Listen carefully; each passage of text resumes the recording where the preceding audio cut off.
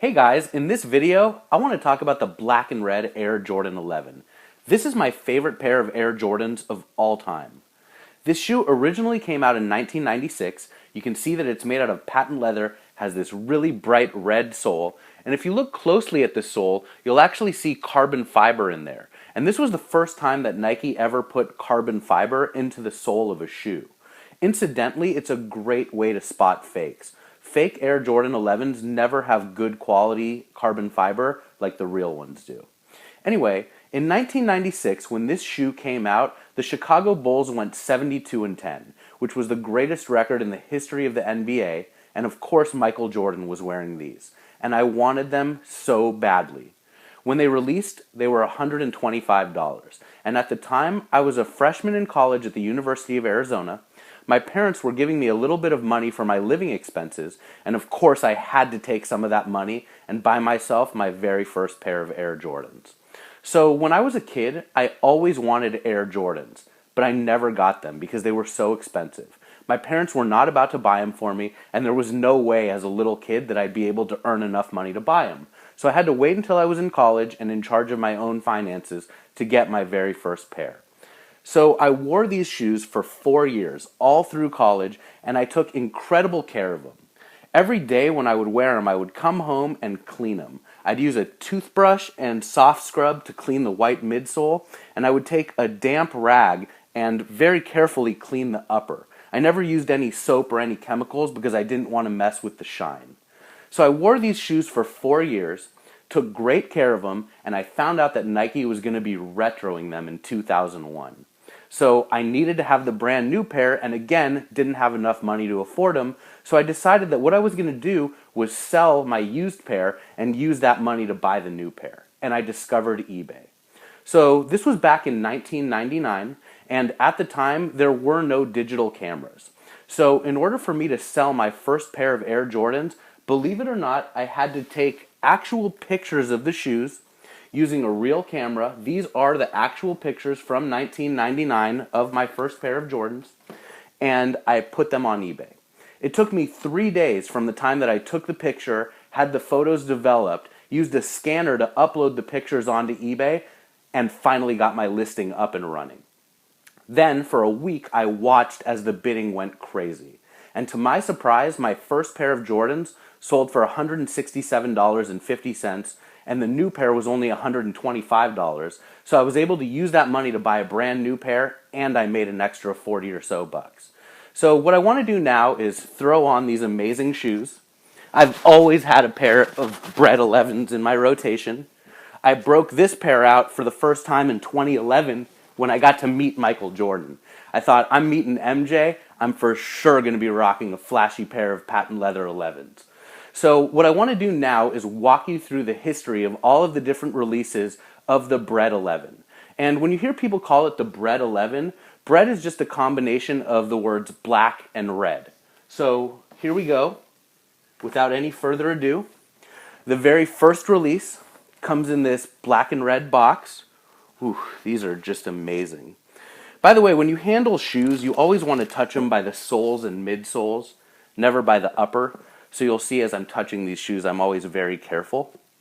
These shoes are in perfect condition, no yellowing, no deterioration. I really don't know how they've been able to stand the test of time, but they have. So there's the original release. They retailed for $125. And then in 2001, we had the first retro. And again, these also retailed for $125. Now, you may notice that these shoes are shrink wrapped and the OGs are not. And the reason why is because in the ShoeZeum, if a shoe was covered in glass, there was no need to shrink wrap them.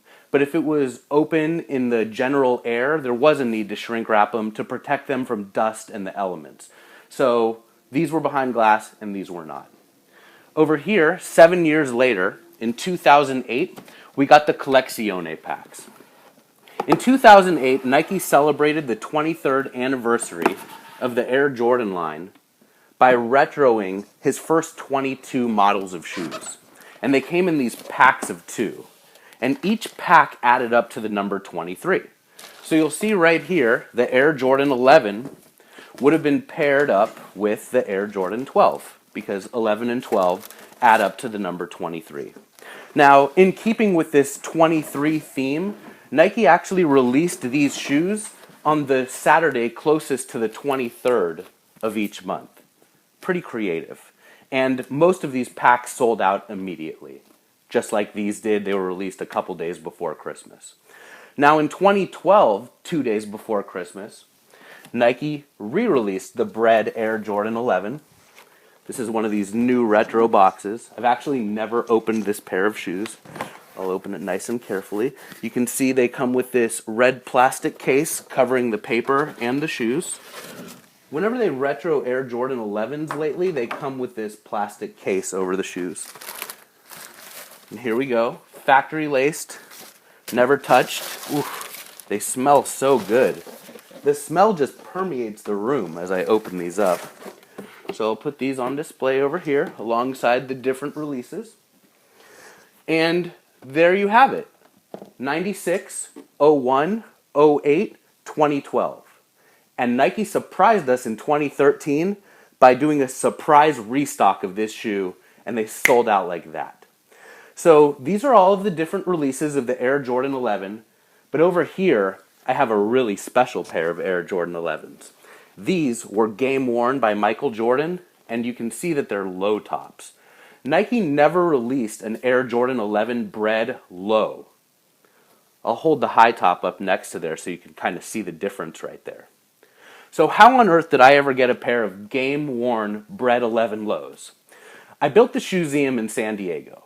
I had this real, if you build it, they will come moment. And I thought, I am going to take this warehouse, inspired by Kevin Costner in The Field of Dreams, and I'm going to turn it into the most beautiful shoe museum in the whole world. And when I build it, they will come. I didn't even know who they were. Sneakerheads, Nike executives, professional athletes, they all came by. And so did Jud Buechler's dad. So who's Jud Buechler and who's his dad? In 1996, when the Bulls went 72-10, you'll see this poster behind me of MJ, Scottie Pippen, and Dennis Rodman. These were the stars of the Bulls team, along with Tony Kukoc, of course. But another player on the Bulls team was Jud Buechler.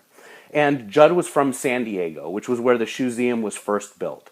So I build the ShoeZeum, it gets a whole lot of press, and I get an email from Jud Buechler's dad. And he says, "Hey Jordan, I hear you have this amazing ShoeZeum. I want to come and visit, and I have a pair of Michael Jordan's game-worn shoes that I want to donate to you for the collection." And I was like, whoa man, you've got Michael Jordan's shoes? Well, you've got a ticket to the ShoeZeum. So the next day he came by, I gave him a private VIP tour, and he gave me these amazing shoes. And they're also one of my favorite pairs in the collection. You may never see another pair just like this. So we've talked about the significance of the BRED 11. It's so important to me. It was my first pair of Jordans, the first item I ever sold on eBay, the pair of Air Jordans that Michael wore in the Bulls' greatest season. And on top of all that, when I built the ShoeZeum in Las Vegas, I was featured in the Las Vegas Sun in a full-page article holding my very favorite pair of Air Jordans. And there they are.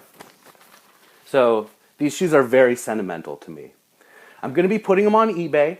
If you want your chance at each of the different retro releases, go on eBay, search for ShoeZeum Nike Air Jordan 11 BRED. Remember, BRED is spelled B-R-E-D, and you'll have your chance at these shoes. See you next time.